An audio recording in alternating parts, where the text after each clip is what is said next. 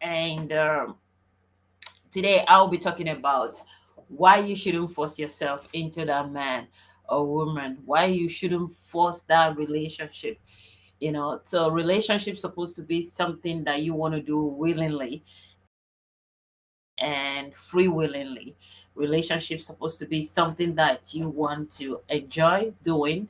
Relationship supposed to be something that you are called to do. Yes. I must say is a calling. It's a calling to love. And it's a calling to be kind. It's a calling to be precious. It's a calling to be virtuous. It's a calling to be awesome. Is a calling to be gorgeous, and is a calling to do the will of God. So, when going into a relationship, you have to ask yourself so many questions like, am I called to love this man? Am I called to love this woman? Remember also that love is not enough. Am I called to care for this man? Am I called to care for this woman? Am I called to care for this woman? And so on and so forth. So if you ask yourself these few questions, you'll be able to know that relationship truly is a calling. And this calling, it's something you have to do with your heart, something you have to do with your understanding, and of course, something you have to do prayerfully, and something that you don't need to be forced into. So many of us, or so many people rather, have been forced into a relationship that they did not bargain for, and they are still battling, or or rather they are still being dealt with in that kind of scenario that they find themselves. It could be from pressure from parents, it could be from pressure from business partners. Yes, business partners. We see a lot of movies, especially European movies. We see a lot of movies of forced marriages where people force their children to go into business partners, and because they want to maintain their business policies and interest and money and all that. And also even in African setting also, we also see people giving testimonies about how they were forced into marriage. I mean, marrying people that they do not love, or people that they do not want to marry, and all that. So because of their family culture, or some norms, or let's say some cultural beliefs that a family must marry from so family and all that. Some people are just like victims. So for those people that are just like victims, I can understand, like they just found themselves into that thing called relationship, into that thing called marriage, without actually getting ready for that. So those people we can understand. But for people that they were not really like dragged into it, but they drag themselves into it. Those are the area that I really want to look into today. Like you dragging yourself into a man, gumming yourself into a man, or telling the man that I must marry you and all that. And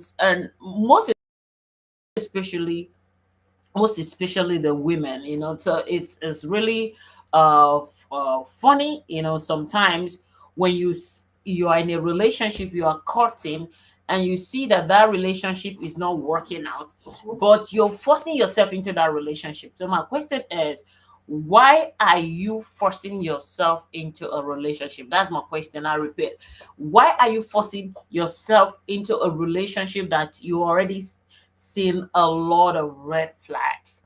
So why force yourself into such relationship? Does it mean there are no men or other men out there, or does it mean there are no other women out there? So we have to find out uh, what is wrong with, for example, what is our what like, what is our belief like, what do we really want to achieve in life that depends on someone else? Because I want us to know that the father you cried out, from your mother's womb to come into this world, is a testament that you can achieve whatever the Lord has destined you to achieve, even by not struggling to attach yourself to some people, because they are not God. Okay, so going ahead in your place of relationship and marriage, we'll find out that um, gumming ourselves to people or trying to like cry our heads up that somebody that we love is not loving us back. When it comes to marriage and relationship, we have to be serious, because when you're loving someone and the person is not loving you back while you're cutting, then when you definitely when you get married to that person, definitely the person is not going to love you back. It's going to get worse. Or you've seen some red flags already, like you're dating this guy is already impregnating another woman, is already carrying other girls, and you just say you love him, you love him, you love him. You love him. There's nothing you can do without him. He's the love of your life. He is your soulmate. Come on, right now. The one that even intrigues me more or makes me to like ask some questions, like when these people begin to say that this guy is their soulmate. Do you know where your soul is? Do you know where your soul is? And do you know how to discover your soulmate if actually there's a mate in that soul? Come on, right now. The soul is a spiritual thing that the Lord put inside you. If you cannot get to the place of God, you would not even know who your soulmate is gonna be, because your soul is connected to the place of your spirit. Okay, now for you to unravel your soul or somebody that is going to be your mate in that soul, you have to also unravel your spiritual realm of authority that will help you to discern. The spirit of discernment that will help you to really discern on who is actually on your side and who actually want to make it work out with you, you know. Love marriages, love relationship is not about sentiment, it's not about emotion, it's a practical reality of what you want your future to be like. So if you're dating a guy and this guy is already having affairs with all the ladies, and you're telling me that this guy is gonna change or he's gonna make amends, and you marry him for that, I bring you good tidings. People don't change in relationship. I repeat, people don't change in relationship. Rather, they get better in their skills. So the question would be, what skills are your partners having? Your support spouse. What skills are they having right now? You're courting your partner, your person that you're in relationship. What skills do you think they have right now? Right now that you're courting with them, what skills do you think they have? Because they are going to get better in that skill in the future. When you eventually marry them, they are going to get better. They're not going to get worse. They're going to get better. And because every man, especially every man that has this kind of every man that has a mental, that his mental capability is right, I mean is normal, any man that is sane would want to get better, and every woman that is sane would want to get better. So it's only when somebody becomes insane that the person doesn't even care about his personality or her personality. So the question is, what kind of personality or personality traits is the that you're dating right now? What is that person exhibiting? What kind of personality trait? Put in the comment section what kind of personality trait is the person exhibiting. From there, you'll be able to know the rudiments of what a person is going to reproduce later when you eventually marry him. You know, because life is about growing up, and if we can build our the only way to build our tomorrow is what we have to offer today, because today is the aftermath of what we envisaged yesterday. So that is to say that the only way we can get better is to get ourselves better today. So, what are you exhibiting today? What are you showcasing today? Because that thing that you're showcasing today will help us realize the fact that you want us to uh, achieve together, you know, that will help us to realize the part that you want to achieve together in the relationship.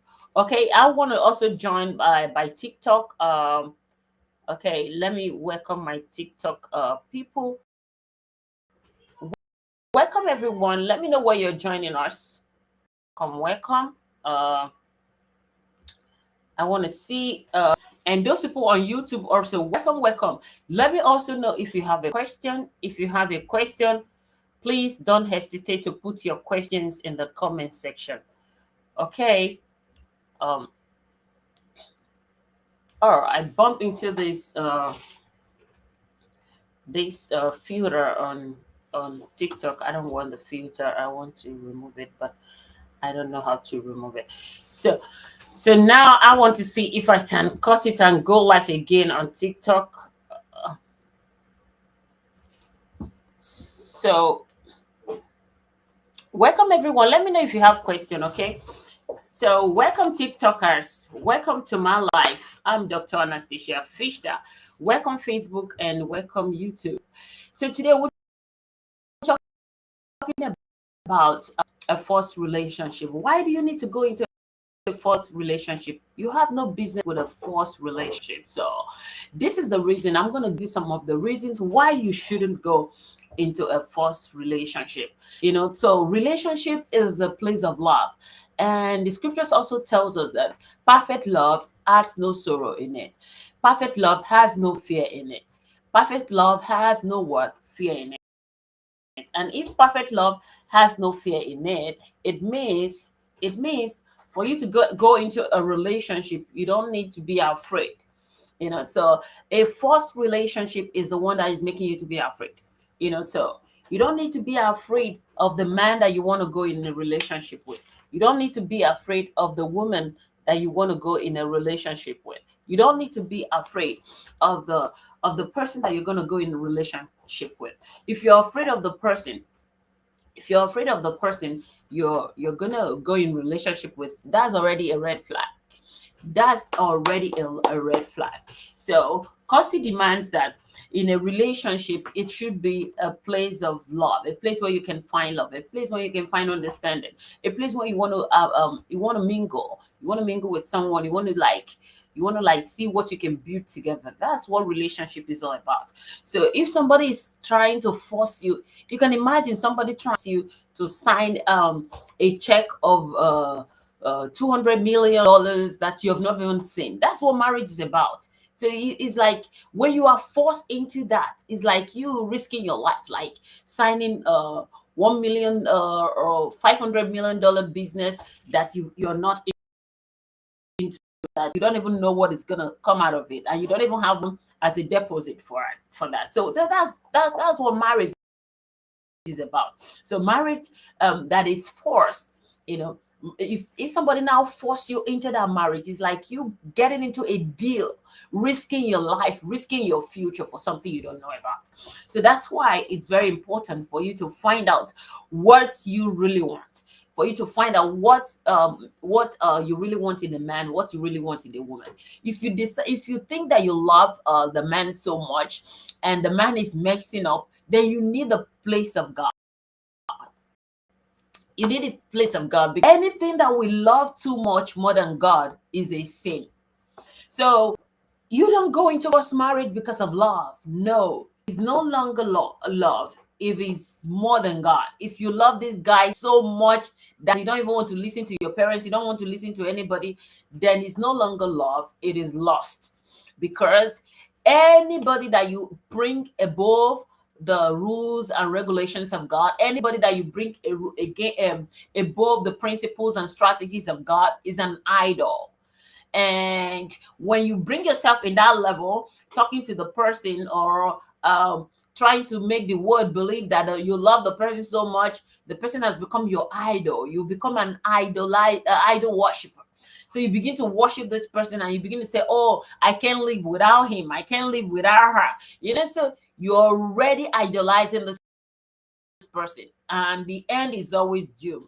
So marriage is something that's supposed to be cherished. I repeat, marriage is something that's supposed to be cherished, not something that you're supposed to be crying about. So you don't need to be crying about marriage or relationship. So if you're in a relationship and you're already crying, it means there's a problem. Because if you eventually marry somebody that you're crying and crying and crying for, then I don't know whether you're gonna crying baby in that relationship. So during your courtship and dating period, you have to also learn about your spouse and what they want to offer. In this case, what they want to offer is, are they gonna offer the principles of the scriptures in the book of First Corinthians chapter number 14, for example. If you read okay, let's say First Corinthians chapter number 13. If you read verse 4, it says that love suffers long and is kind. Love is kind. Love does not envy. Love does not parade itself, or love is not puffed off. So if we're in a relationship and we're already puffed off in our mandula, in the things that we do, we're in a relationship, we're already puffed off, then there's going to be an issue, because real love is not puffed off. So why would somebody force you into marrying somebody that you do not want to marry? It actually wants to ruin your future. So many people were they found themselves into that situation of early marriage or forced marriage. I'm sorry, I'm not here to talk about those people that were forced into that, but I'm here to talk about those people that allow themselves to be lured into marriages that their partners were not reciprocating in the way that they reciprocate. Because a true relationship is a reciprocate what I offer to you also. That is to say that I love you, you love me. So it's a two-way thing. So it's not like I loved him even if she doesn't love me. No, she has to love you and he has to love you. So that's how marriage works. Two people coming together to do love together, to do life together. That's how marriage work, and that's how you can work it out and work it out effectively. So when you now begin to see yourself that you love this guy too much and this guy doesn't love you, it means you need to go and find a place of rapport with God. Because I see no reason why you should share some affection to someone. You're sharing affection to someone and the person is not sharing affection to you back.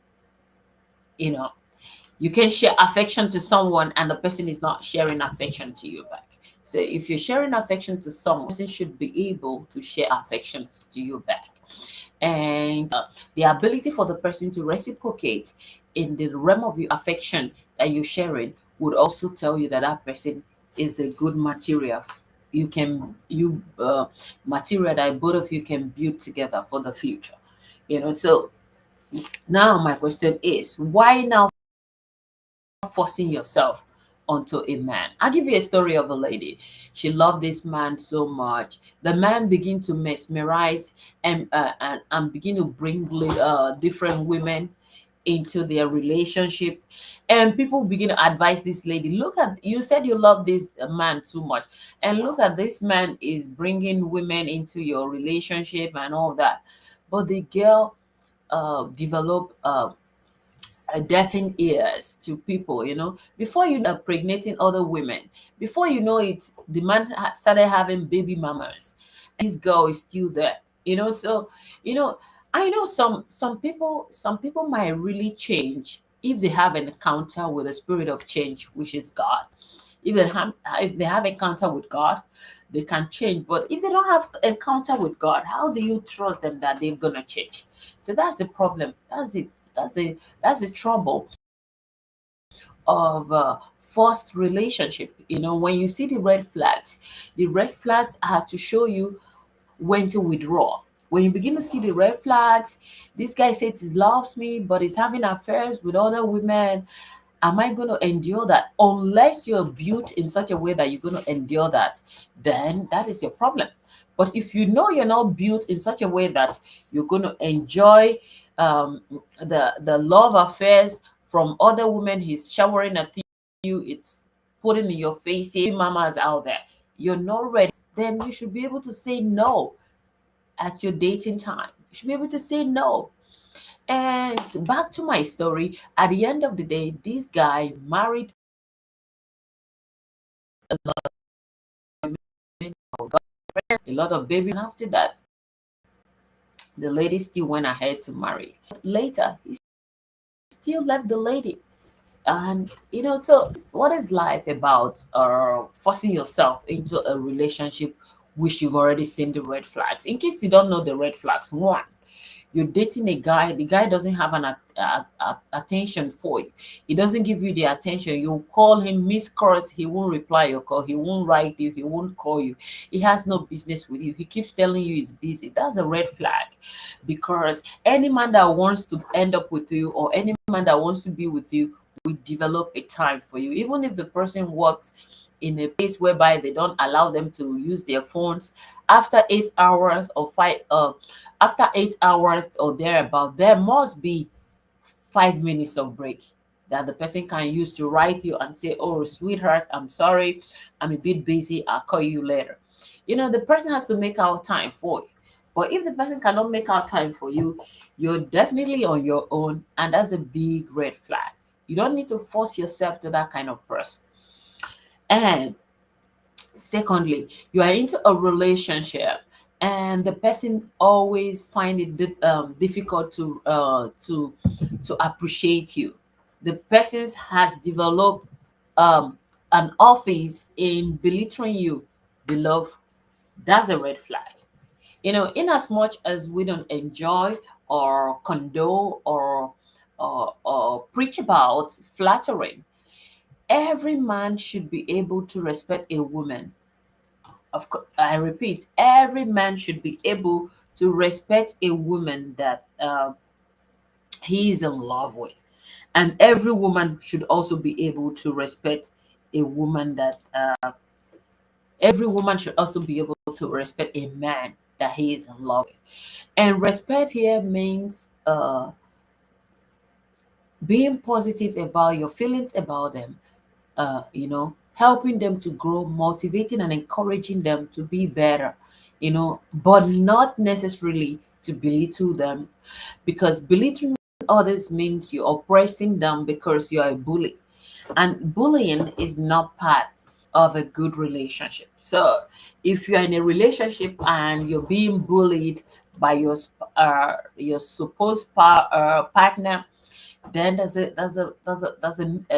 problem. There's a red flag in it, because you can't be in a relationship and somebody is bullying you, because after the bullying, what comes next? Abuse sets in.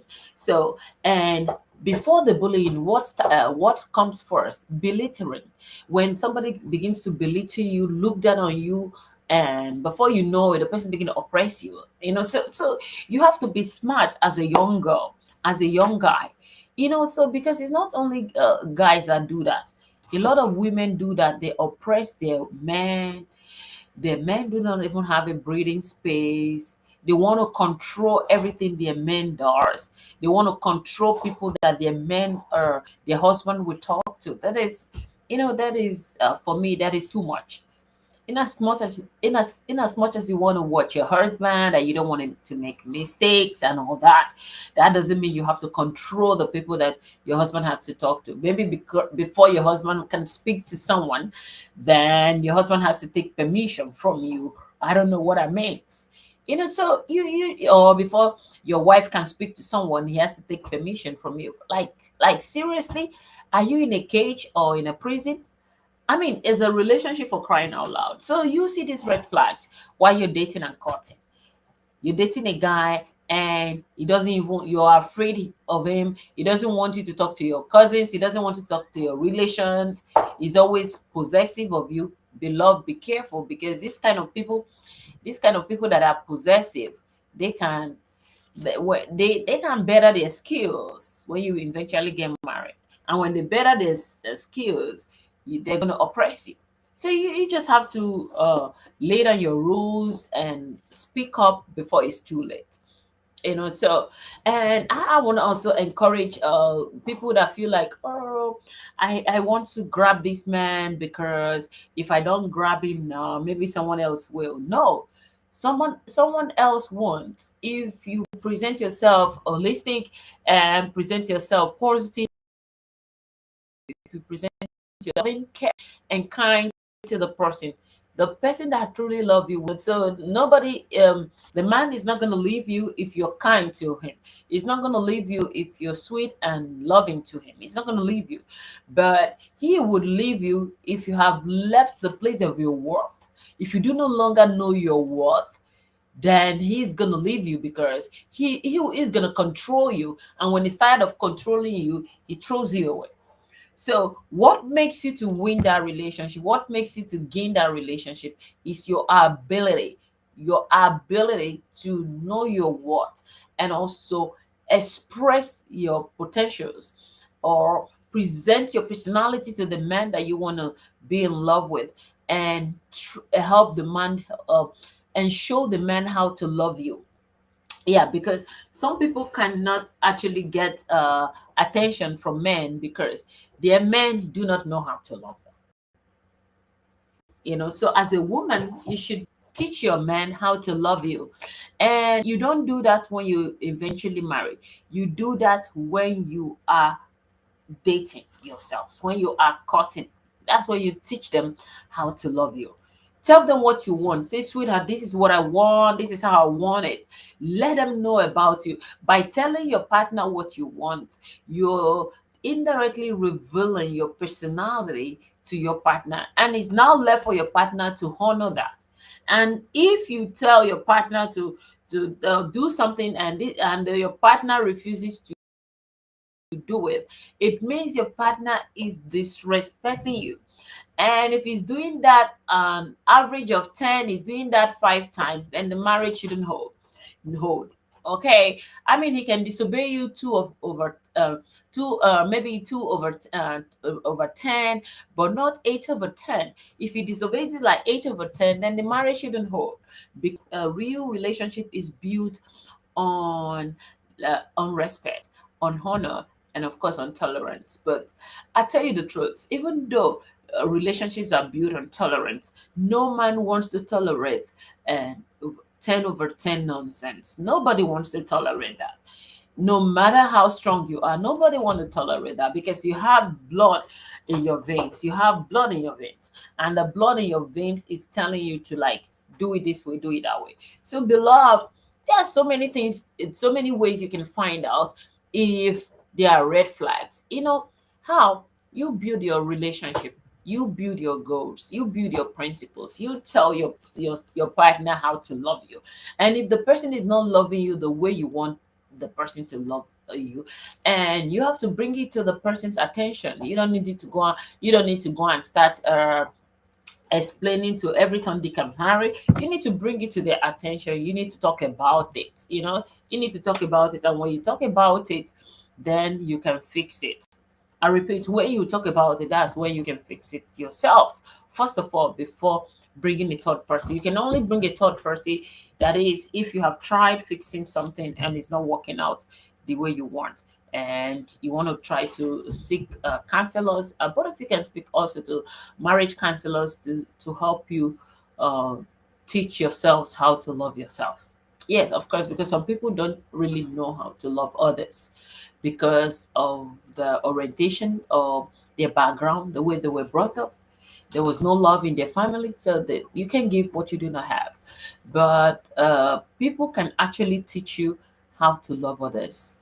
And if you know you would like to also learn more on this topic that we talked about today, inbox me or send me, put it in the comment section, and I will contact you before 24 hours.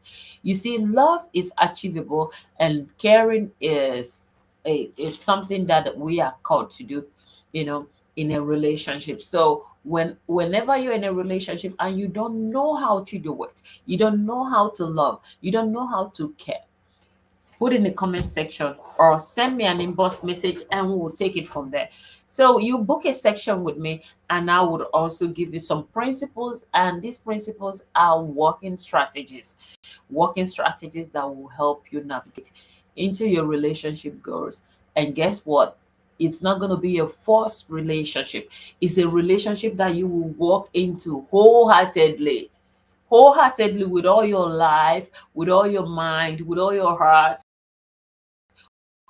with all the sweetness that you've got, with everything that you want to walk into. And I'll tell you, when you walk into that relationship, and it's going to be beautiful because you actually did that. Okay? You actually did that with your consent. So every adult should be able to go into relationship with his or her uh, total confidence, and of course total commands, and of course total um, acceptance. So it shouldn't be rigged, it shouldn't be lobbied, it shouldn't be cajoled.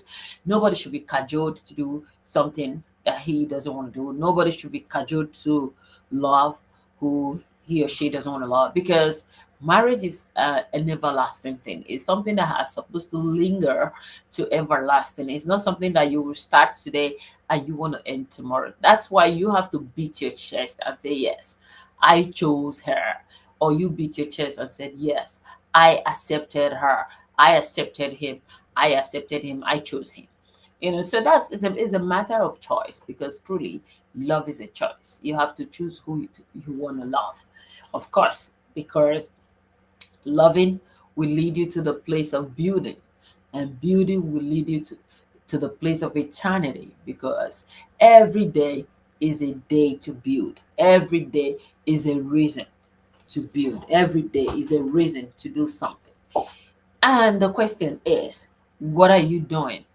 What are you somebody's asking, how will I be helped when I'm forced into a man and I'm not letting go, even when the man is not treating me well? Okay, good. Now let me tell you a little strategy to navigate through. If you find yourself hooked onto a man, and this man is not really treating you nice, and you're afraid you might not really make a good relationship or marriage with him, but you don't know how to go about it. First of all, one of the ways to go about it is to withdraw yourself. Then how do you withdraw? Take a day off means take a day, put your tell him you want to take you want to take some days off, not about the relationship anyway, about yourself. You need to find yourself, because any woman that is attached to a man and you feel like you cannot do without this man, it means you have not found yourself. As a woman, you need to find yourself. And finding yourself means you separating yourself from that man. First of all, you have to switch your phone off, go on a day solitude or two with God. Lock yourself up in a place. Make sure you have enough water or fruits in the house. Get some books that you want to read. Just um, before you start of the day, take yourself, freshen up yourself, go into a room, lock yourself up, make sure you have enough water, enough fruits, and some books to read. Then, before you go into the room, pray some prayer to the living God. Say, Lord, help me. Help me to discover myself. Help me to discover my self worth and the reason why I'm created. Pray some lovely prayer and ask God to lead you, that everything that you're going to do that day is going to be guided in His Spirit. And I tell you, sweetheart, when you do that, the Holy Spirit will begin to teach you. If you don't have any book to read, you can get your Bible. If you don't have anywhere to start from, you can start from the book of the Gospel of John. Start from there. Read. When you read chapter 1, when you finish chapter 1, rest. Then eat your fruit. Pray.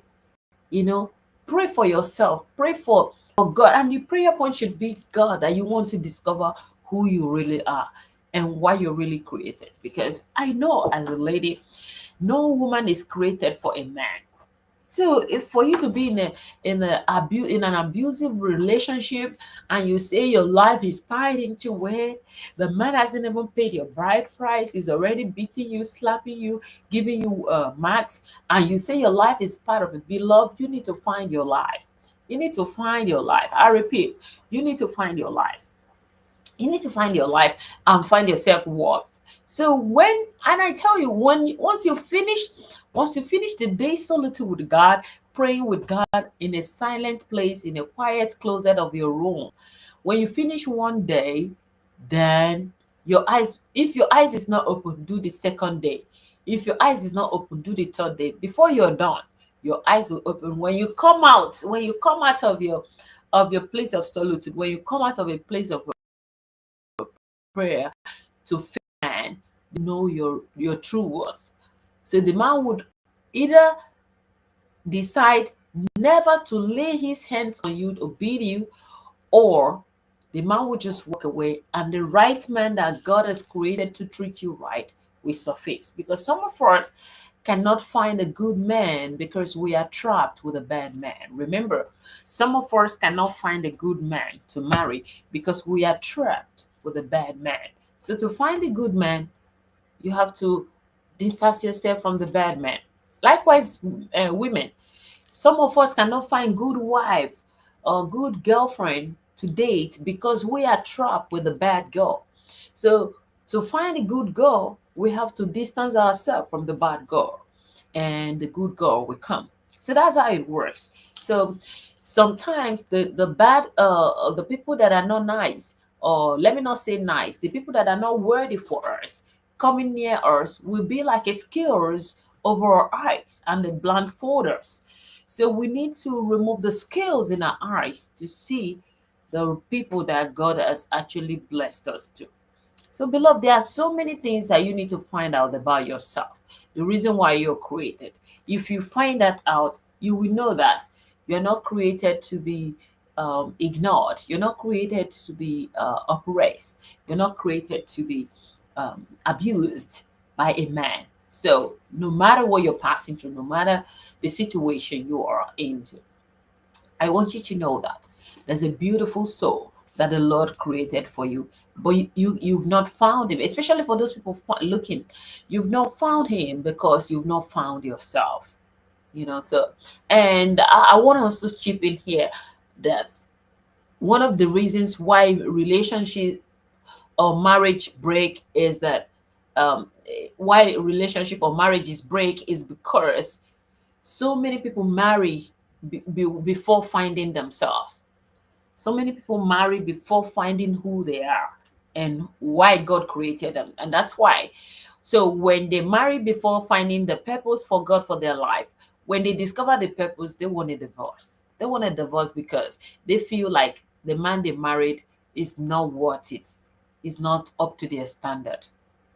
So that's the problem, and that's why I always encourage people that I mentor to find out about themselves, find out about yourself, find out what you have, find out your true worth. If you're looking up for finding more about your true worth, i wrote a book I wrote a book on worth, which I entitled Your True Value is Inestimable. This book will help you, it will help you to unravel yourself, it will help you to unravel the things that God has placed inside of you. And once you unravel them, you'll be able to present yourself as a honorable person. You'll be able to present yourself as a great personality, you know, present yourself as a great personality, for anybody that you want to that comes across you, anybody that wants to meet you. We know the kind of personality, and knowing the kind of personality in you help you would also help you to also do what, that will also help you also a lot, and that will also help them to know how to love you. That's how love begins, and that's how love can linger. If somebody that you want to love knows how to love you, that's how love can linger. So let me know if you have any question. You can put in the comment section. You have definitely no reason. I repeat, you have definitely no reason to go into a forced relationship. You don't do that because of fear of uh, being alone, fear of not getting someone else. No, you can only get someone else when you don't have no one. But if you have someone already that is occupying your mind and everything that you do, then the probability of getting a new person it's actually slim, so it's difficult. But if your eye is single, that's when you can mingle. I repeat, if your eye is single, that's when you can mingle. So until I find your way again on my hangout with me on Hangout, I'm Dr. Anastasia Fechner, and I'll see you again on Hangout. Then have a blessed day, Facebook and YouTube. And I want to also continue right now on TikTok. And also join me on TikTok. But for Facebook, I say goodbye for now, and I'll see you all next. If you have any question, put in the comment section. God bless you. See you. And for my TikTokers, now welcome.